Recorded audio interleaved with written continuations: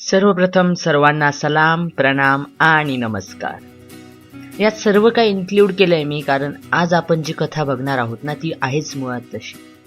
जात, धर्म, समानता, सौजन्य, प्रेम यांमध्ये गुंतलेली ही कथा आहे दोन लेबल परिधान केलेल्या व्यक्तींची, देवा आणि सोफिया. हा देवा दिसायला ठीकठाक, अंगकाठी सडपातळ, रंग सावळा आणि ऑफकोर्स आपला नायक. याची दररोज सकाळ होते ती तिच्याच आठवणीमध्ये. उठल्या उठल्या तिच्याशी म्हणजे स्वतःशीच वेड्यासारख्या गप्पा मारतो. आमच्या सूत्रांकडून हाती लागलेल्या माहितीनुसार आज याच्या मनातलं सर्व काही सोफियाला सांगणार आहे. खरं तर आमचे सूत्रच आता कंटाळले येतो तीच माहिती पुन्हा पुन्हा देऊन, कारण याची तर काही हिंमत होत नाहीये तिच्या समोर मन मोकळं करायची. तसं बघायला गेलं ना, तर याची प्रत्येक सिक्रेट्स तिला माहिती आहे, फक्त हे एक सोडलं तर. देवा पण हा आहे तरी कोण? तर हिंदू घराण्यात जन्मलेला आणि आपल्या हिंदुत्वाचा भारी अभिमान असलेला एक मावळा. असा मावळा की जो माथ्यावर चंद्रकोर कोरल्याशिवाय घराबाहेरही पडत नाही, जो आहे आणि असणार आहे फक्त एक हिंदू. इन शॉर्ट, लेबलधारी हिंदू.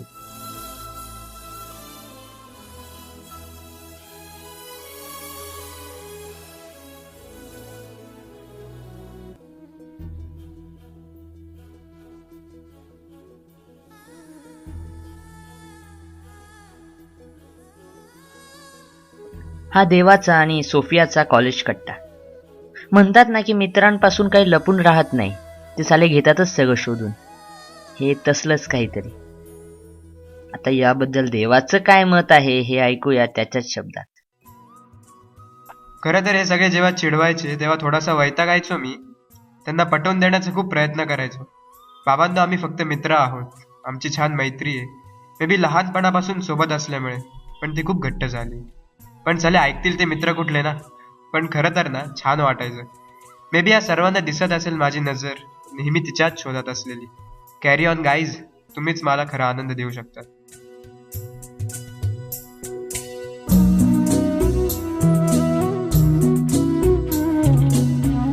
हा आला माझ्या आयुष्यातला सर्वात गोड क्षण. ॲज युजल माझे हरामी मित्र तिथली चिडवायची संधी सोडतील? इम्पॉसिबल. हळूहळू जो तो आपापल्या विषयात गुंतू लागला, पण आपल्या देवाच्या मनात वेगळंच काहीतरी चालू होतं. देवा, आज बोलायचं ठरवलं आहेस तू, पण जमणार आहे ना रे तुला? तिच्याकडे नुसतं बघितल्यावरही घाम फुटतो यार. नाही यार, पण बोलायला पाहिजे. हो, बोलायलाच पाहिजे. कळणारच ना, एवढ्या वर्षांपासून सोबत आहोत आम्ही. त्याचा चेहरा, त्याचे डोळे माझ्याहून चांगले कोणाला वाचता येतील? After all.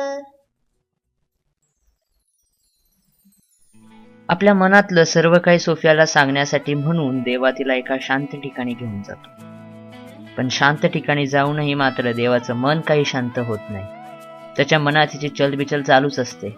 मनात निगेटिव्ह पॉइंट येत असतात की सोफियाला जर आपला राग आला तर, तिने आपल्याशी असलेले सगळे संबंध तोडले तर, या प्रेमाच्या भानगडीत आपण आपली मैत्रीण तर नाही ना हरवून बसणार. या सर्वांचा त्याच्या डोक्यात विचार चालू असतो. आणि दुसऱ्या बाजूला सोफिया पण बिचारी विचारात पडलेली असते. हो, काय बोलणार काय आहे देवा नेमका? त्याच्या मनात आहे तरी काय? शेवटी वैतागून सोफियाच त्याच्यावर चिडते, ओरडते, त्याला म्हणते बोलणारे देवा पटकन. आणि मग धीर धरून देवा बोलतो.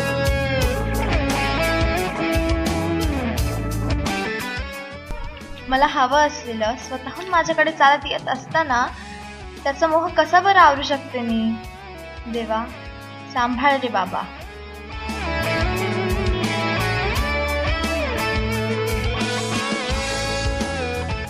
त्यानंतर या गोड अशा जोडप्याच्या भेटी वाढतात, एकमेकांमध्ये खूप गुंतत जातात हे. आणि हे सगळं घडत असताना यांना चुकूनही भान राहत नाही त्यांना लागलेल्या लेबलचं, अर्थात धर्माचं. कारण प्रेम हे आंधळच असतं, त्यांना लेबल बघतं ना समोरचा माणूस.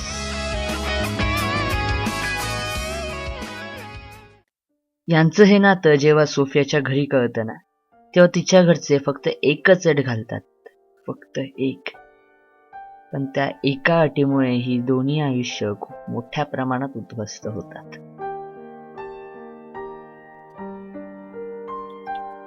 सोफियाला खूप त्रास होत असतो त्या अटीचा. देवाशी असलेले सगळे संबंध ती तोडते. त्याच्यापासून खूप दूर निघून जाण्याचा ती प्रयत्न करते. तिच्या अशा अचानक बदललेल्या या वागण्यामुळे देवाही प्रचंड चिडतो. तिला अनेकदा भेटायचा प्रयत्नही करतो, पण सोफिया भेटी टाळत असते. आणि मग शेवटी नाईलाजाने देवा जातो चर्चमध्ये.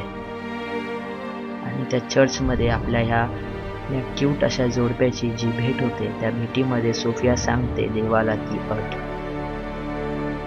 ज्यामुळे देवा आणखीन चिडतो. काय असते बरं ती अट?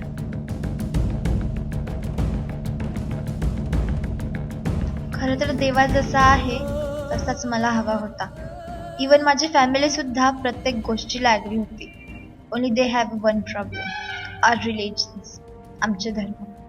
सो त्यांची एवढीच अट होती की देवाने आमच्या धर्मात यावं. In short, he have to be a Christian. असं केल्याने मे बी सगळेच प्रॉब्लेम सॉल्व्ह होणार होते. आणि सर्वात महत्त्वाचं म्हणजे आम्ही सोबत राहणार. पण हे सगळं ऐकून देवा अचानक हायपर झाला. त्याची भाषा बिघडली. इतके दिवस फक्त माझा असलेल्या आणि माझ्यावर प्रेम करणाऱ्या देवाला अचानक त्याचा धर्म, त्याची भाषा आवडू लागली.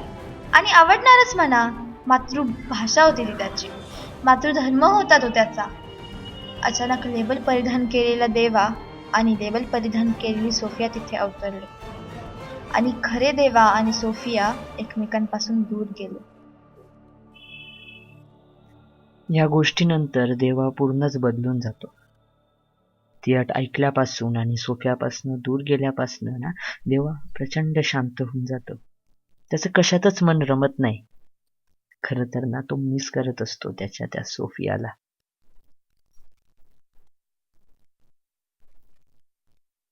नाही, मी अजिबात तिला मिस करत नाही. फक्त त्रास होतोय रे तिचा. कोण होती ती? का होती ती? हा, अरे मी देवा आहे देवा. मला माझ्या सर्व गोष्टींपासून दूर नेण्याचा अधिकार दिला कोणी तिला? एक अट घातली तिने की तुझं सगळं सोडून दे आणि मगच तुला ही सोफिया मिळेल. अगं पण मग उपयोग काय तुझ्या त्या मिळण्याचा? तू तुझ्या आईवडिलांपासून दूर जायला तयार नाहीयेस, मग मी तरी का जायचं? तुला सगळं तुझं म्हणून हवंय ना. आणि त्यात मी कशाला? घरात काम करायला कधीच विचार नाही केला ग मी आपल्या धर्माचा, आपल्या कुटुंबाचा. कारण फक्त तुझ्यात गुंतलो होतो ना मी. तुझ्यावर प्रेम केलं होतं. मग का अशी वागलीस तू? एवढा सगळा विचार केलास देवा, पण एकदा तरी माझा विचार केलास का रे? तुझं सगळं म्हणणं मान्य आहे मला, पण काय माहितीये का, आपण या लेबलधारी समाजात राहतोय. इथं हिंदू, मुस्लिम, ख्रिश्चन, सीख अशा अनेक कंपनीज आहेत. आणि यापैकी एका कंपनीचं लेबल लावल्याशिवाय साधा 1 मिनिटापूर्वी जन्मलेल्या बाळालाही माणूस म्हणून स्वीकारलं जात नाही रे इथे. मी आले असते तुझ्यासोबत, मला काहीच हरकत नव्हती. पण एकीकडे तुझं प्रेम आणि दुसरीकडे माझी आतापर्यंत माझ्या आई वडिलांनी माझ्यावर केलेली माया, यातून काय निवडावं हेच कळत नव्हतं रे मला. मुलीच्या हातात तिच्या घरच्यांची अब्रू असते आणि खूप केलंय रे त्यांनी माझ्यासाठी. लहानपणापासून सांभाळलंय रे त्यांनी मला. आणि माझं तर काय रे, मी तर खुश राहील, मी तर आनंदी राहील तुझ्यासोबत. पण माझ्या फॅमिलीचं काय? या लेबलधारी समाजात त्यांना वावरू देतील की नाही? आणि ह्या गोष्टीवर मला एकच मार्ग दिसत होता, पण तो तुला मान्य नाहीये. आणि मला माझ्या आई वडिलांची आणि माझ्या फॅमिलीची आबरू राखायची, म्हणून हे सगळं करते मी. आय एम रिअली सॉरी, पण मला खरंच वाटलं नव्हतं इतकं वाईट असेल हे लेबल.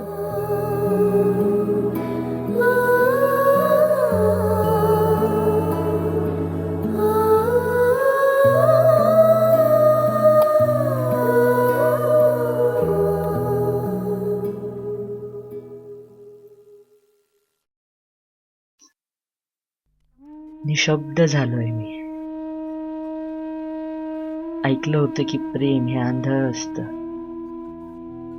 ना त्याला रूपाचं बंधन असतं, ना रंगाचं, ना जातीचं, ना धर्माचं. पण आज लक्षात आलंय की या निव्वळ अंधश्रद्धा आहेत. कारण प्रेमाला सगळ्यात मोठं बंधन असतं ते या लेबलचं. एवढे सगळे धक्के सहन केल्यानंतर, आपल्या आयुष्यातली एवढी जवळची व्यक्ती गमावल्यानंतर, मला नाही वाटत कोणता माणूस त्याचं आयुष्य आनंदाने जगू शकेल, आनंदाने एन्जॉय करू शकेल. अजूनही विश्वास बसत नाहीये की इतकं वाईट असतं हे